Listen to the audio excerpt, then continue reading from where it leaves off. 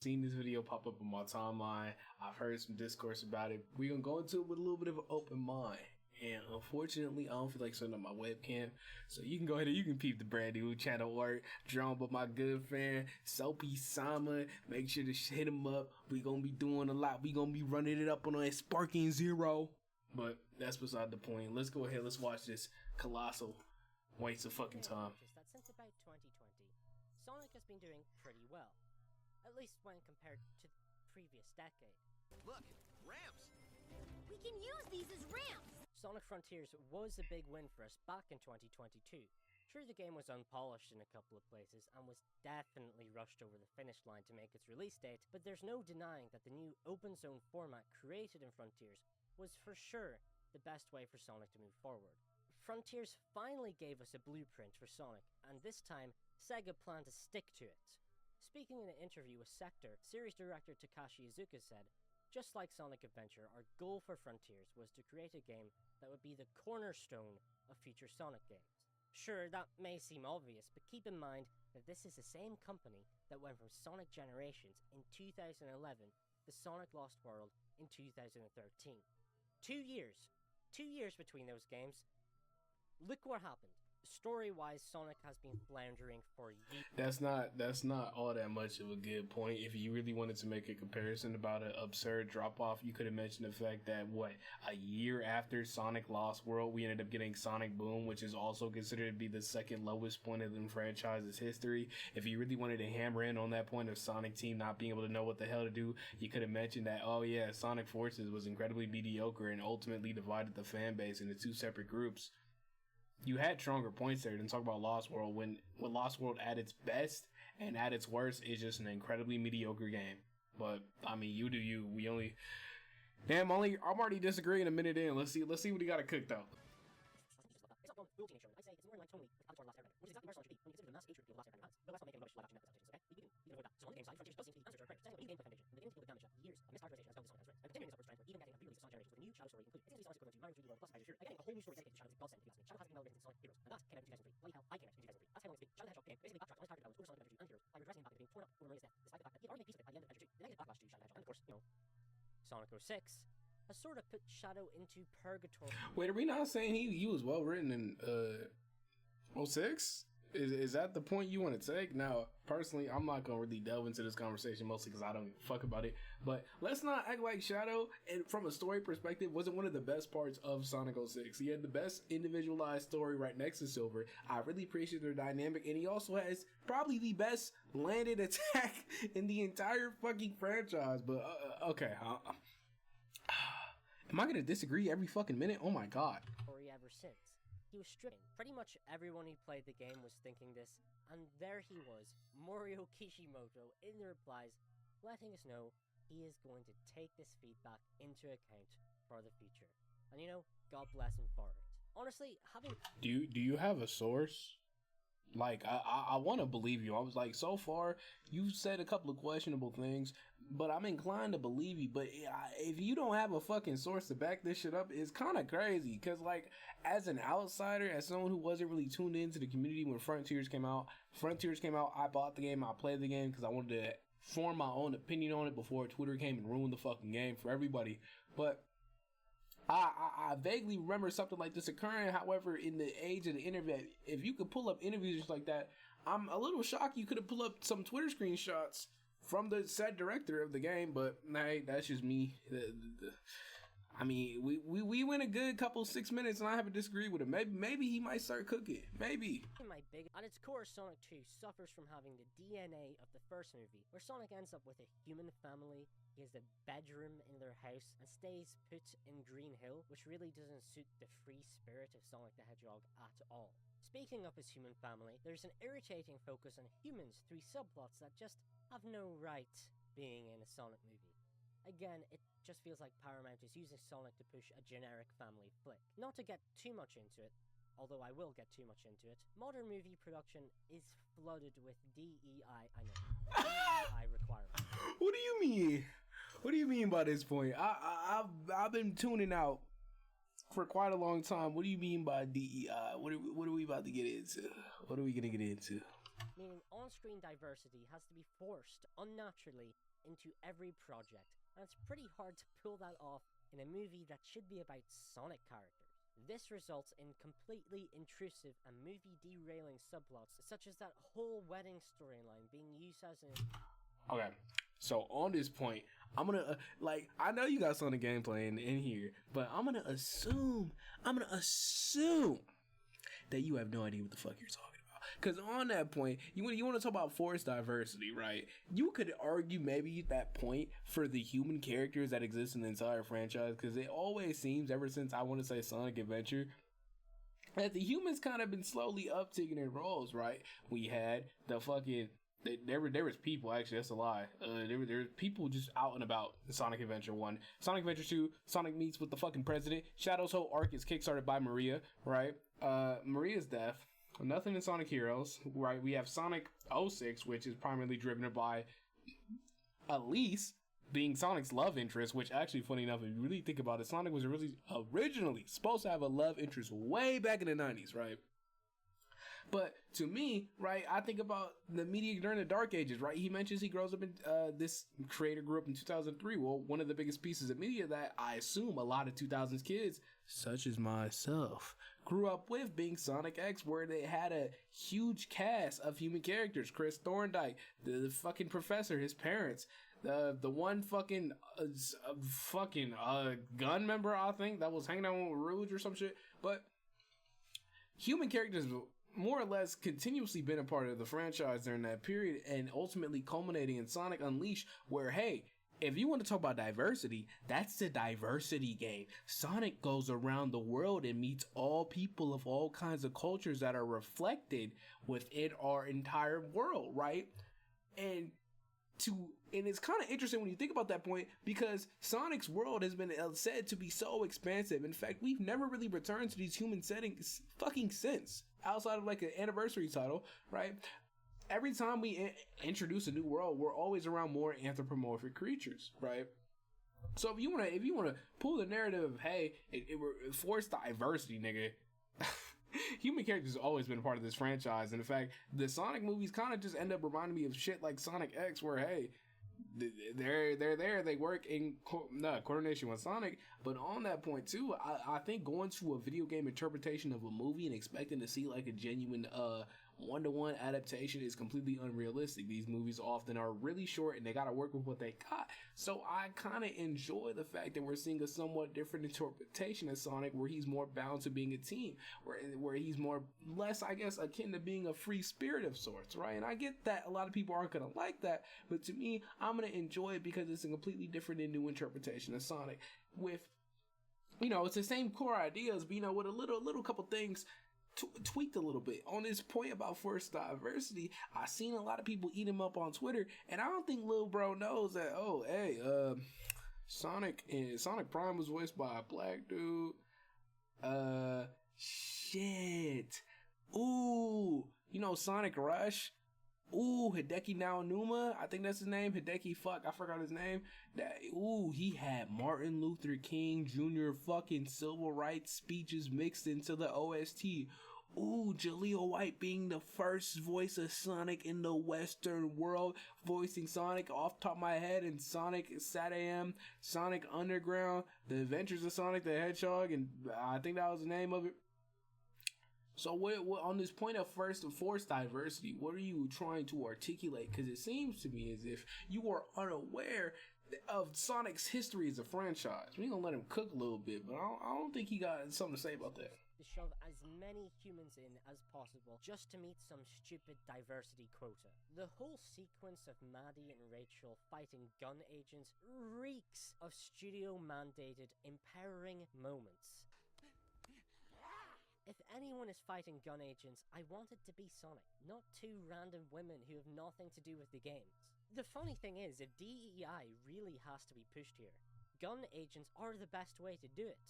There's so many of them here, you can just meet all your quotas through the agents, and they did make them diverse, but maybe they're just not allowed to have too many diverse people as bad guys. I can't believe I'm talking about woke Hollywood in relation to Sonic, but that's the world we live in today. I'm sorry if I upset you here. I'm not, actually. This is a Paramount-made movie. Remember that.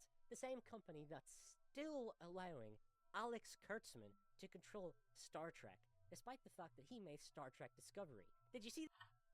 Womp womp womp womp womp womp womp.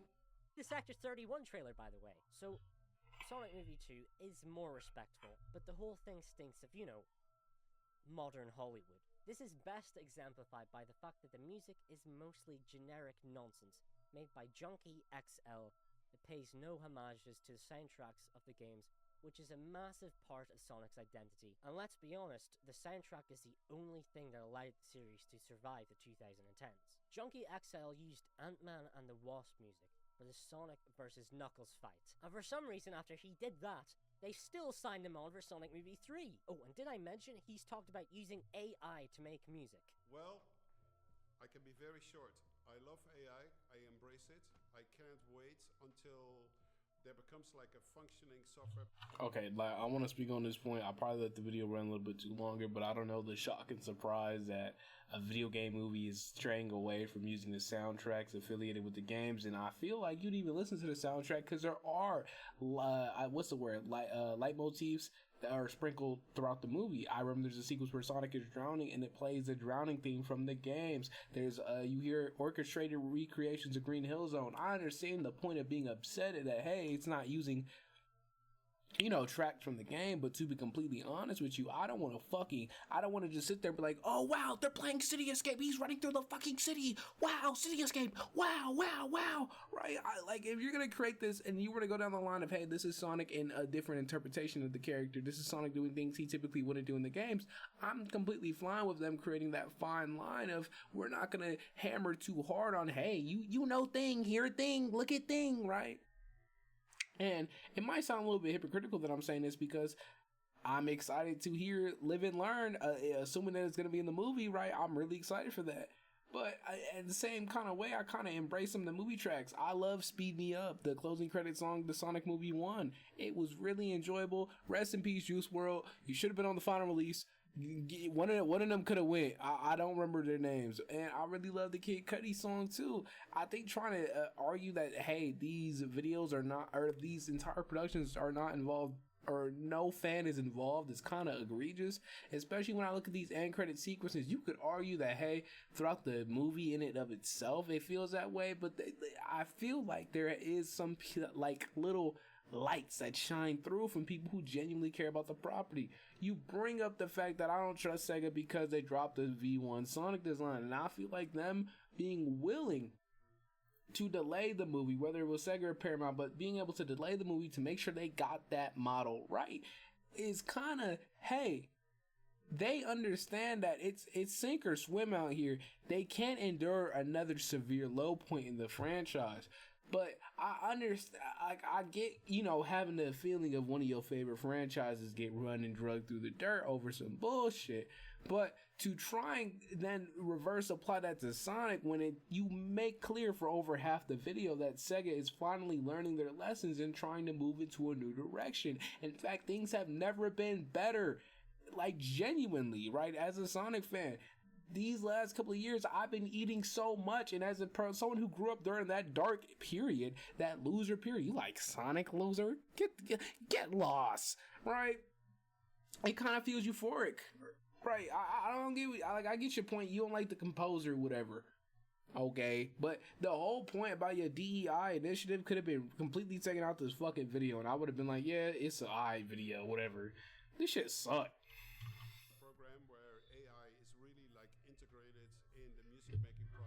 Lovely. That really speaks to his quality as an artist, doesn't it?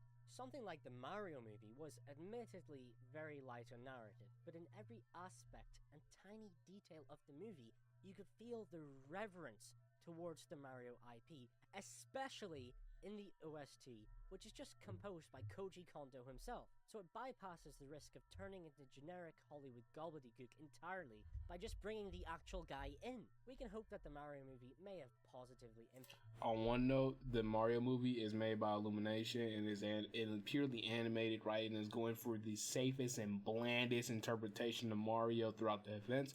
But on one hand, I remember quite a lot of complaints when the Mario movie released about the overuse of licensed music throughout the entire fucking movie.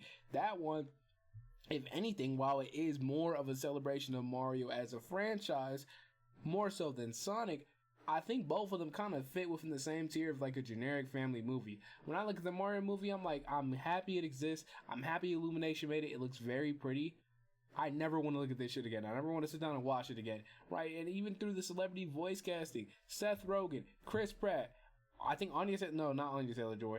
Like all these characters, the titular Mario characters played by celebrities, I feel like none of their performances is really like, damn, like whatever. They don't feel like as if they're embodying the character. Now, I was initially not too clean on Ben Schwartz, but I feel like he kind of locked the fuck in. Idris Elba Knuckles is phenomenal. I love him so much, right? And even though I'm not the biggest fan of Keanu Reeves' Shadow, I'm willing to give him a chance because it feels okay. Take everything I said, but do not apply to Keanu Reeves' Shadow because now I have my doubts.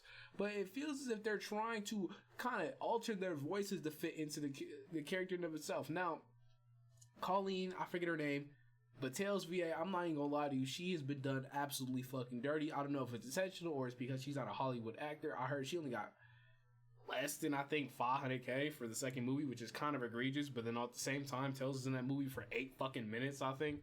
But regardless, I feel like you kind of comparing apples and oranges, right? If you want to have a movie be a celebration of the franchise, fine. But in my opinion, I would much rather have a remarkable experience, even if it's a new interpretation or take on the character, right? On that note, I want to compare it to Spider-Verse. If you read the 1610 comic run of Miles Morales and you watch his appearances in another show, and then you go to watch Spider-Verse, you realize, holy fucking shit, that character is not the same. He is not the same in every iteration. In fact, his best outing is, I kid you not, in those Spider-Verse movies where he is written a whole lot better. He has better interactions. His dialogue is way better compared to the Peter Parker with a skin flip as he was in his original run. Now, recently, they have gotten a lot better at portraying Miles as a character, right? We have Insomniac Spider-Man, and even his recent appearances in the comics have been a whole lot more digestible.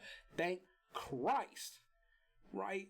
But to me, I don't see, I don't get this point about wanting everything to be like Mario, because I don't know. I just personally don't agree with it. I probably just talk myself into a circle, but it is what it is. It's pretty long as shit. The development of the third Sonic movie, since it grossed $1.36 billion worldwide and was the most profitable movie of 2023.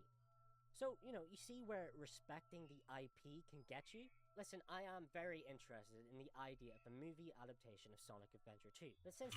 And I get this point about comparing it to Mario, but at the same time, if you want to think about it on a worldwide scale, Mario is leaps and bounds above the Blue Rat. I hate to break it to you, buddy. A Mario movie, a Mario anything is always going to outperform the Sonic equivalent. There is no way, shape, or form that Sonic will be able to reach the same popularity as Mario.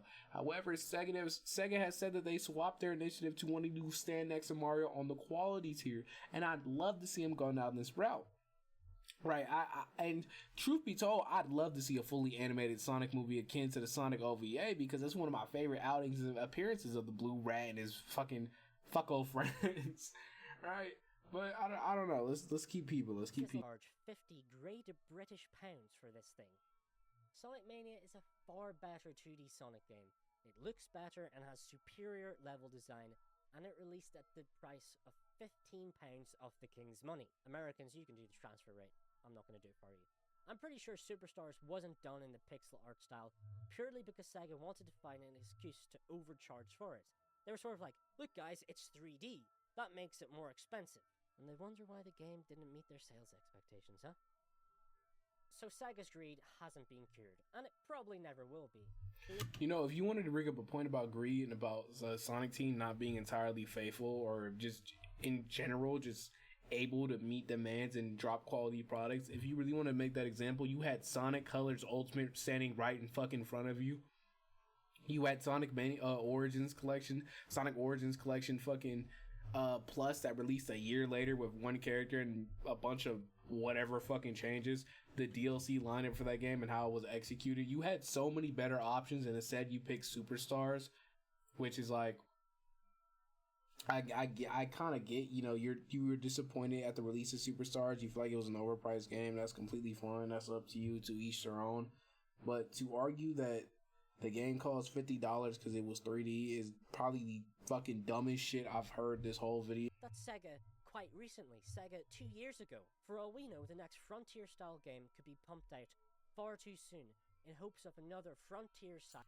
And I get this kind of fear a little bit, but I'm beginning to have faith in Sega to offer a different opinion because I truly believe that you can do a yearly release model, right? A big example of this, my favorite franchise I got into a little bit ago that I also may or may not share a birthday with, Like a Dragon, otherwise known as Yakuza, proves that you can do a yearly release model.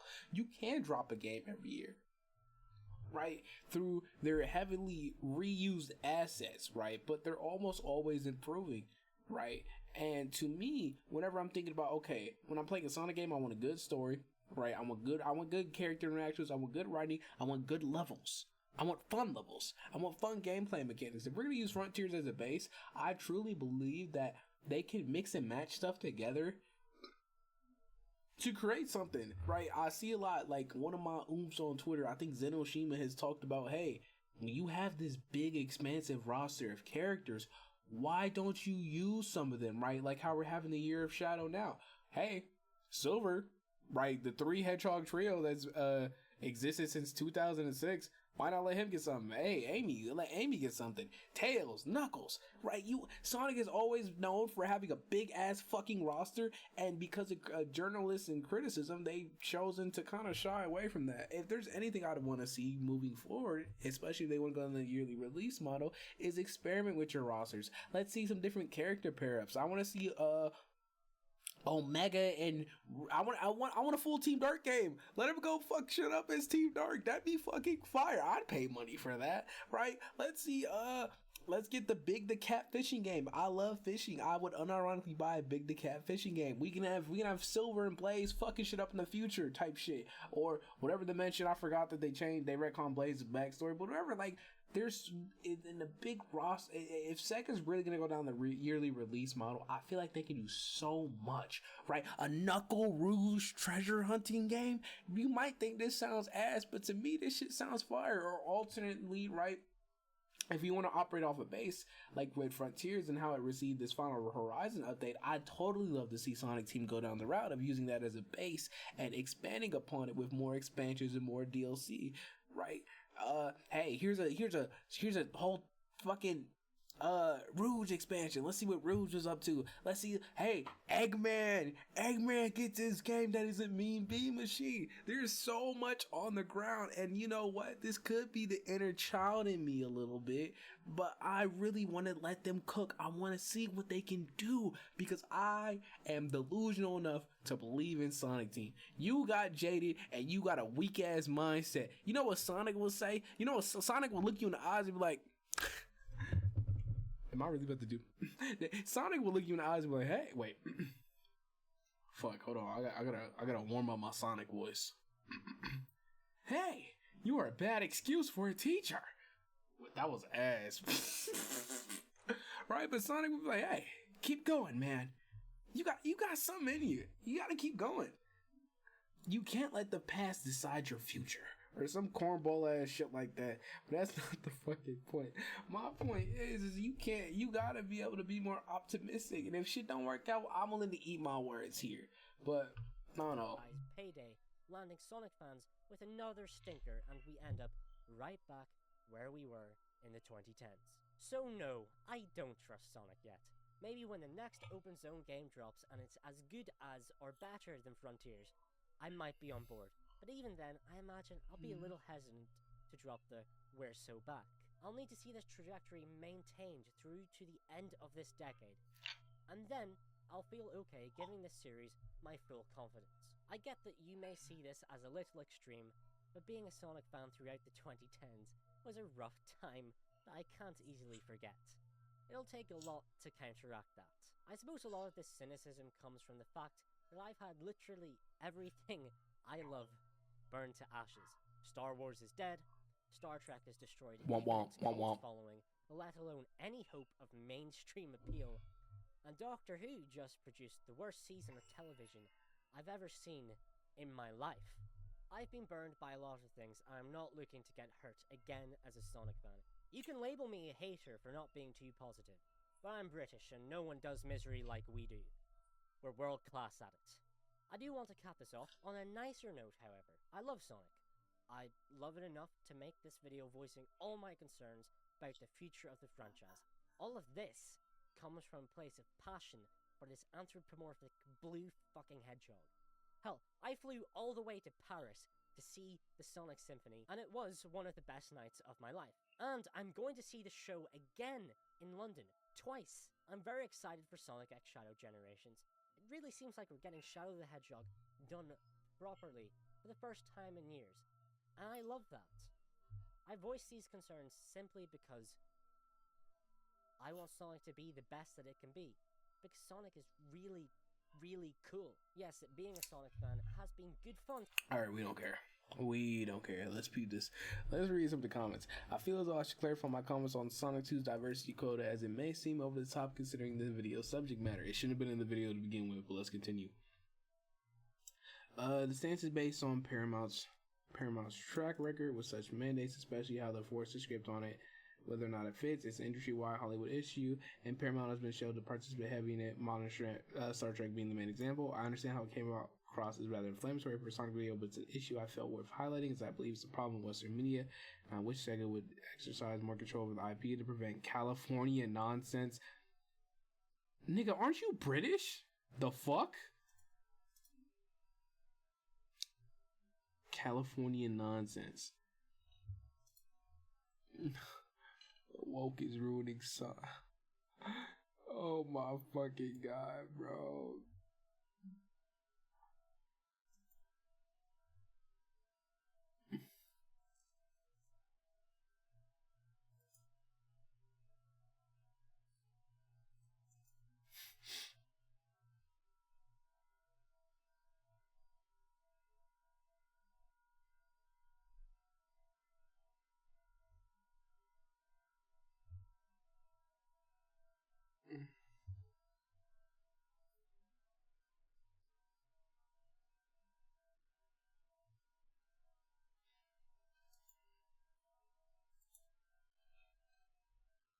Yeah, this was a 2-pack of ass. You got 16K views, mom. A few months ago, No.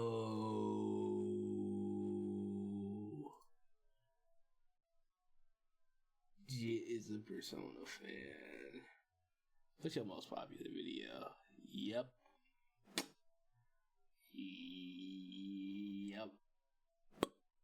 I don't even got shit to say. I'm finna end this video. This video was fucking... The Nintendo Switch is a disappointment. Get the fuck out of here. Alright, I'm done. I can't handle this shit no more. Delete your channel immediately.